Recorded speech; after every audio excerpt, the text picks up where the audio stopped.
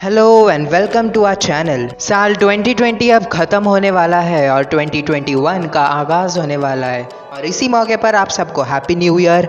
और बात करते हैं आज के टॉपिक पर। साल 2020 पूरी इंसानियत के लिए एक अविस्मरणीय साल जिसने हमें कई एक्सपीरियंसेस दिए। जैसा कि हमने 2019 में सोचा था वैसे इस साल तो कुछ भी नहीं हुआ, सबके सपने चूर चूर हुए। और इस 2020 साल ने हमें कई अच्छे और बुरे एक्सपीरियंसेस के साथ इंट्रोड्यूस करवाया। वही ऑस्ट्रेलिया के बुशफायर से लेकर जागतिक महामारी कोरोना वायरस तक, और लॉकडाउन के कारण दुनिया का सबसे बड़ा ओजोन होल रिकवर होने से लेकर फैमिली के साथ टाइम बिताने का एक चांस 2020 ने हमें दिया। वही mask, lockdown, sanitisers, quarantine, online classes और वर्क फ्रॉम होम जैसे कुछ कॉन्सेप्ट से हम यूज्ड टू हो गए और इन आदतों ने इस साल को काफ़ी मेमोरेबल बनाया है। तो इस वीडियो में देखते हैं कुछ अच्छे बुरे भारत और पूरी दुनिया के 2020 में हुए सबसे इम्पॉर्टेंट इवेंट्स, और शुरू करते हैं आज का ये वीडियो।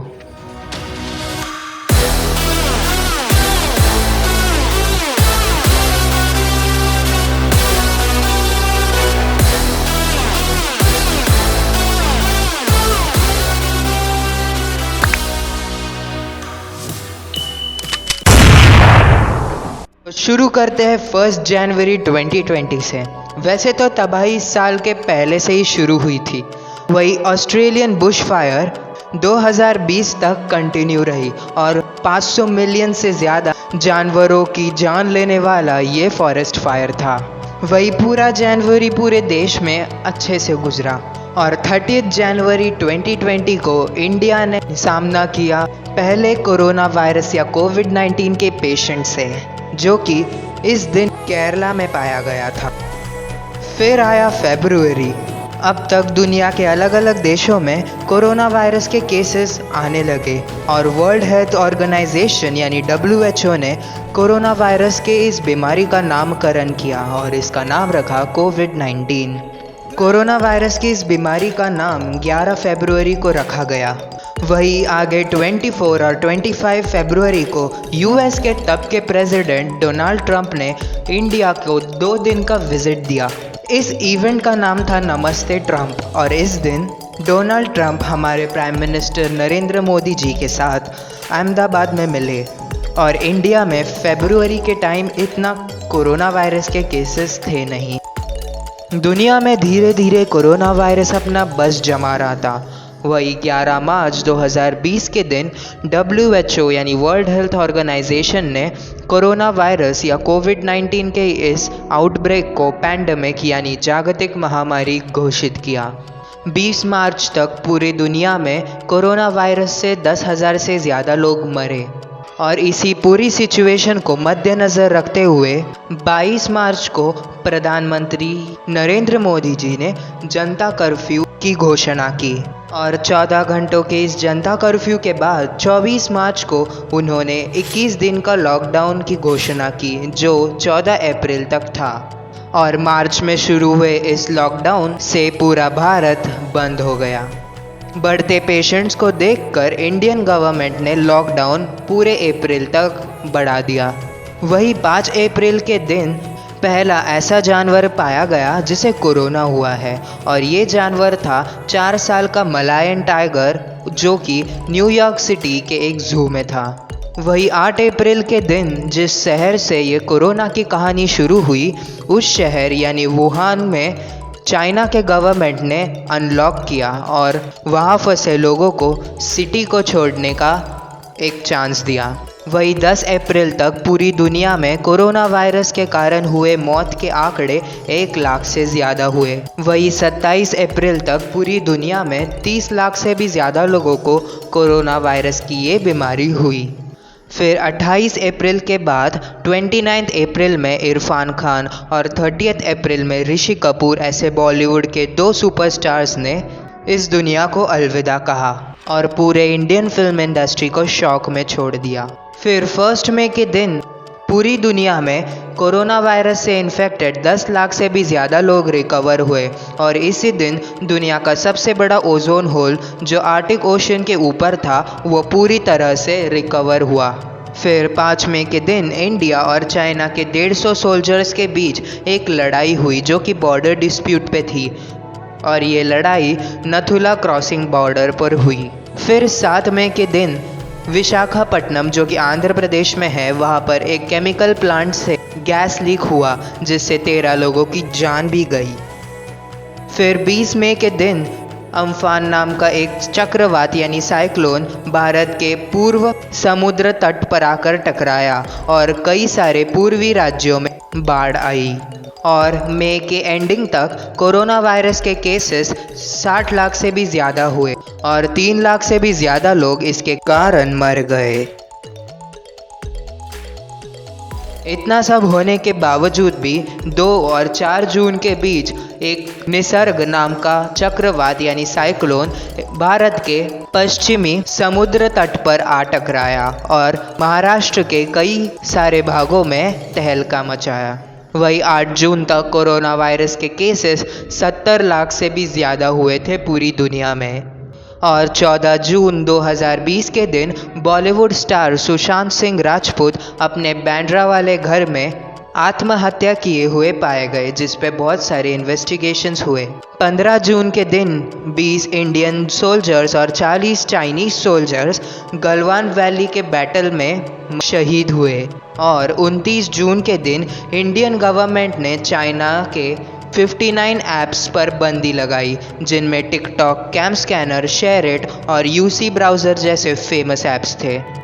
और जून के एंडिंग तक पूरी दुनिया में कोरोना वायरस के 80 लाख से भी ज़्यादा पेशेंट्स हो गए।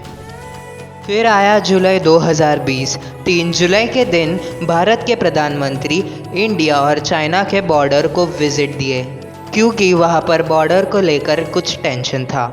19 और 20 जुलाई के दिन ब्रह्मपुत्र नदी में बाढ़ आई जिससे 189 लोग मरे और 40 लाख से भी ज़्यादा लोगों के घर उस बाढ़ में बह गए। 22 जुलाई तक पूरी दुनिया में कोरोना वायरस के पेशेंट्स की संख्या 1.5 करोड़ से भी ज़्यादा हुई और 29 जुलाई 2020 के दिन इंडियन गवर्नमेंट ने नेशनल एजुकेशन पॉलिसी 2020 यानी NEP पूरे देश को इंट्रोड्यूस किया जो कि एक नई एजुकेशन पॉलिसी है। फिर अगस्त के 4 तारीख पर लेबनान नाम के एक देश की राजधानी बेरूट में एक एक्सप्लोजन हुआ जिससे 204 लोगों की मौत हुई और 3 लाख से भी ज़्यादा लोगों के घर उसमें तबाह हो गए। फिर सुप्रीम कोर्ट के वर्डिक्ट के अनुसार 5 अगस्त के दिन भारत के प्रधानमंत्री नरेंद्र मोदी इन्होंने अयोध्या में स्थित राम मंदिर के लिए भूमि पूजन किया। फिर 30 अगस्त तक पूरी दुनिया में कोरोना वायरस के पेशेंट्स की संख्या 2 करोड़ 50 लाख इतनी हुई और इस पूरे पैंडेमिक और प्रॉब्लम्स के चलते 31 अगस्त के दिन इंडिया की GDP 23.9% इतनी कॉन्ट्रैक्ट हुई। सारे महीनों के कंपैरिजन में सितंबर महीना थोड़ा सा शांत गया। 3 सितंबर के दिन मेक्सिको सिटी में मैमथ्स के 200 स्केलेटन एक कंस्ट्रक्शन साइट के नीचे पाए गए।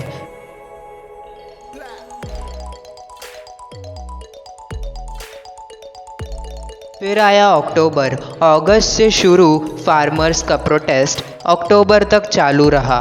फिर 26 अक्टूबर के दिन नासा ने पूरी दुनिया को कंफर्म किया कि चांद के सनलाइट वाले साइड में पानी की मौजूदगी है, यानी इस साइड में पानी है। इसी के बाद पूरी दुनिया में 30 अक्टूबर तक कोरोना वायरस के 4.5 करोड़ पेशेंट्स हुए।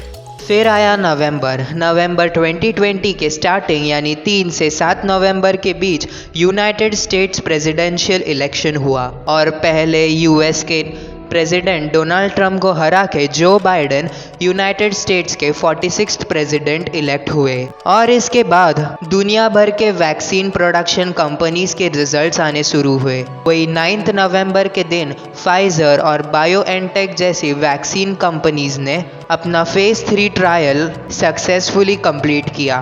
फिर 11 नवंबर के दिन स्पुतनिक वी इन्होंने प्रूव किया कि ये वैक्सीन कोरोना वायरस पर 92% इफ़ेक्टिव है। और इंडिया के सीरम इंस्टीट्यूट ने भी अपनी वैक्सीन इस वायरस पर 90% इफ़ेक्टिव है ये दावा किया। फिर आया इस धमाकेदार साल का आखिरी महीना दिसंबर 2020। दिसंबर के दूसरे ही दिन यूनाइटेड किंगडम्स ने फाइजर की वैक्सीन BNT162b2 को अप्रूव किया और पूरी दुनिया में ये ऐसी पहली कंट्री है जिसने कोरोना वायरस के वैक्सीन को अप्रूवमेंट दी। और 4 दिसंबर तक कोरोना वायरस के केसेस 6,50,00,000 से भी ज़्यादा गए और कोरोना वायरस से हुई मौत की संख्या 1.5 करोड़ से भी ऊपर थी। लेकिन इसके बाद 14 दिसंबर 2020 के दिन यूके में कोरोना वायरस की एक नई म्यूटेटेड स्ट्रेन पाई गई जो पुराने वाले कोरोना वायरस से म्यूटेट होकर 70% ज़्यादा इन्फेक्शियस हुई। उसके बाद 21 दिसंबर के दिन एक बहुत ही इम्पॉर्टेंट कॉस्मिक इवेंट हुई। इस दिन हमारे सोलार सिस्टम के 2 प्लैनेट जुपिटर और सैटर्न काफ़ी नज़दीक आए थे और ये दोनों ग्रह इतने नज़दीक पिछले बार 1632 इस साल में आए थे। और आज साल का आखिरी दिन इतने बुरे एक्सपीरियंसेस और चैलेंजेस के साथ 2020 चला गया। लेकिन इस पूरे साल में हमें सिर्फ वही चीज़ें याद रखनी चाहिए जो 2020 हमें सिखा गया। नेचर के विरोध में जाने से नेचर अपना फेरोशियस रूप पूरी इंसानियत को दिखा सकता है, ये 2020 ने हमें सिखाया। और इसी के साथ वेलकम करते हैं न्यू ईयर 2021 को और मिलते हैं नेक्स्ट वीडियो में।